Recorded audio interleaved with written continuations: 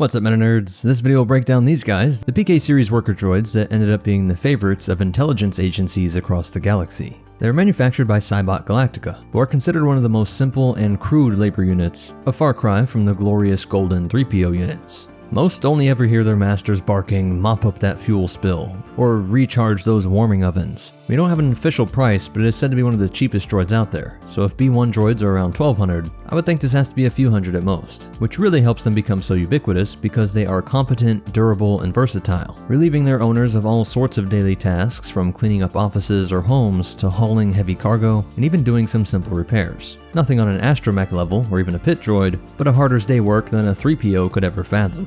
One of their greatest practical features is their incredibly long-lasting internal batteries that give it months to years before recharge. And it was not damaged by the hottest furnaces, or even inside of reactor chambers on starships, or out in the vacuum of space being bombarded by the radiation of a nearby star.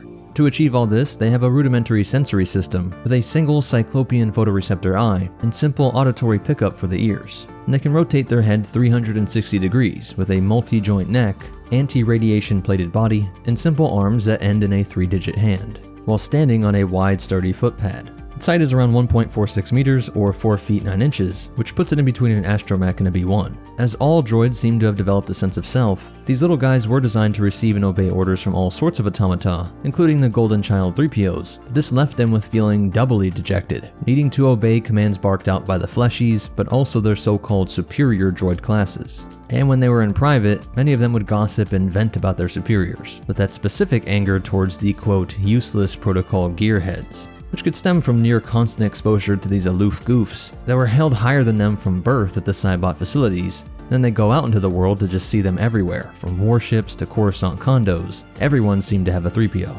These PK units were selling for centuries in decent numbers to every corner of the galaxy, but in the years leading up to the Battle of Naboo, the Trade Federation began to buy every single PK as it rolled off the Telti assembly lines. They didn't worry at all about Republic officials seeing this as a sign of war, since the TF had the largest standing military for centuries at this point, and did operate countless facilities that would warrant the use of PK services. But the true purpose was to maintain its hordes of new B1s, Droidicas, and Vulture droid starfighters. But there was a brilliant Republic intelligence agent named Vin Narcosson, who was running a separate investigation into the Trade Federation's Viceroy Directorate. It occurred to him one fateful day that the best way to get ears on the inside would be to tap into the overlooked and ignored ubiquitous unit. As he said to the program directors, quote, "PK units are my first recommendation for the espionage programming. After all, who notices a PK?"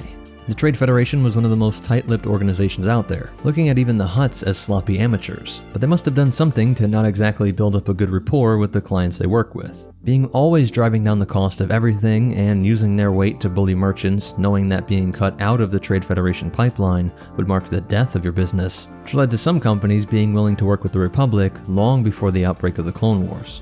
Narcosson was able to meet in secret with the board of directors of Cybot Galactica and convince them to allow the Republic to turn the PK into a wiretap.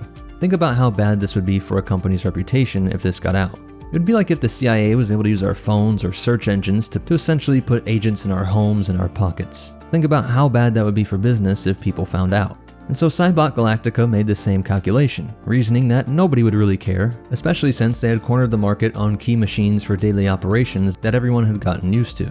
And besides, Republic agents would probably find a way to do it anyways, since they had already identified key moments in the production line that a communications intercept trap could be easily included in the assembly. This simple device could passively record conversations between organics and droid vocoders, as well as all low-frequency transmissions. Just in case anyone accidentally stumbled upon this device while doing maintenance, or if a PK somehow was killed on the job, with its droid guts all splayed out, the device came with a self-destruct mechanism that would cause it to melt, leaving hunks of circuits and metal that made it just look like an overheated motivator. The only issue was that to make all of this work seamlessly without anyone noticing, the device did not broadcast. And so Republic intelligence agents working as licensed Cybot technicians would have to service them in person, where they would download this treasure trove, and then it would need to be hand-delivered to Coruscant for analysis, which took an incredible amount of time. This whole plan works because they were so ubiquitous, but it wasn't like the target Neimoidian had a personal PK like he might have his own 3PO unit. so this device needed to be everywhere, and they just hoped one would be in the room during an important meeting, overhearing details with criminals, bribing senators, or plotting against Republic restrictions on things like military equipment. But imagine listening to the endless hours of recordings of nothing, just Starship maintenance ASMR.